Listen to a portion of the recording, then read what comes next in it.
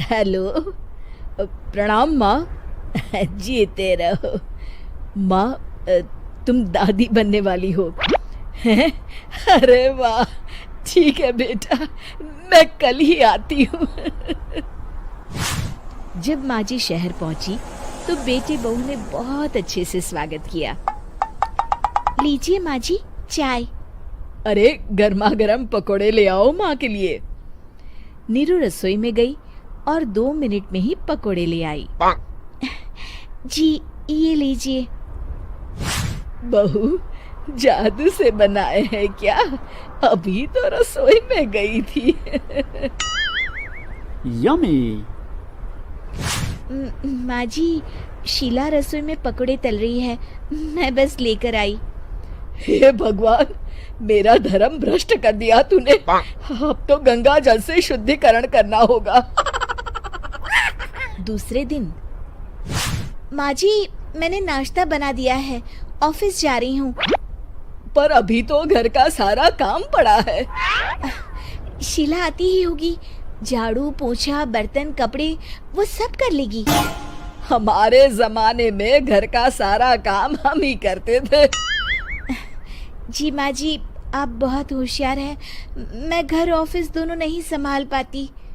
तो जरूरत क्या है घर से बाहर जाकर चाकरी करने की? वैसे भी घर का काम खुद करने से घर में बरकत आती है, समझी? पर माँ जी। पर वर कुछ नहीं, इस महीने की पगार मिले फिर ऑफिस बंद है। हाँ। रात को नीरू तेजस से कहती है, सुनिए जी, माँ जी बोल रही थी कि मैं नौकरी छोड़ दूं। वैसे ठीक ही तो है, अभी तुम्हें आराम की जरूरत है। फिर भी आराम कहाँ, शीला को छुड़ाने के लिए बोल रही थी।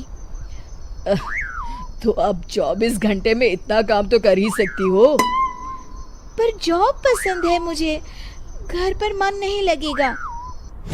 अगले दिन जब दोनों ऑफिस के लिए निकल रहे थे, मेरी तो कोई कीमत ही नहीं है इस घर में। माँ जी, आजकल महंगाई बहुत है, रहन सहन भी बदल गया है, दोनों नौकरी करते हैं तभी ठीक रहता है। अच्छा, तू कहना क्या चाहती है? मेरा बेटा तुझे बिठा के खिला नहीं सकता? तू ही इस घर का खर्च चला रही है, हैं? नहीं माँ जी, मेरा वो मतलब नहीं था। मतलब खूब समझती हूँ, ये बाल धूप में सफेद नहीं किए मैंने। हाँ। अब तो ये रोज का काम हो गया था। तेजस भी रोज की झिकझिक से परेशान हो गया था। एक दिन उसने कहा, नीरू, वैसे भी तुम्हें मैटरनिटी लीव मिलने वाली है, तो अभी से ही छुट्टी ले लो। पर क्या, मेरी सैलरी अच्छी खासी है। आखिर नीरू ने रिजाइन कर दिया। जब बच्चा हुआ तो घर में सब बहुत खुश हुए। कुछ दिनों बाद तेजस फाइल देख रहा था। क्या हुआ तेजस, कुछ परेशान लग रहे हो?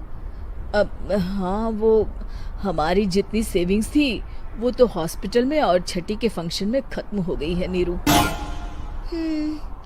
और अभी वैसे मंदी चल रही है तो मैं बोल रही थी कल मुन्ना को हेपेटाइटिस का टीका लगवाना है। नीरू, क्या पोस्टपोन नहीं कर सकते? नहीं जी, बिल्कुल नहीं। अब तेजस को समझ में आ रहा था कि उससे गलती हुई है। पैसों की कमी का असर घर के माहौल पर भी पड़ रहा था।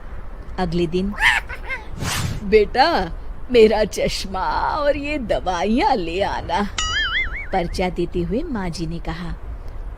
जी। तेजस, मुन्ना के लिए दूध का डिब्बा और डायपर भी ले आना, और ये किराने के सामान की लिस्ट है, इसे भी लाना है। तेजस गुस्से में लिस्ट मरोड़कर फेंकता है और चिल्लाता है, पैसे क्या पेड़ पर उगते हैं? ये ले आना, वो ले आना।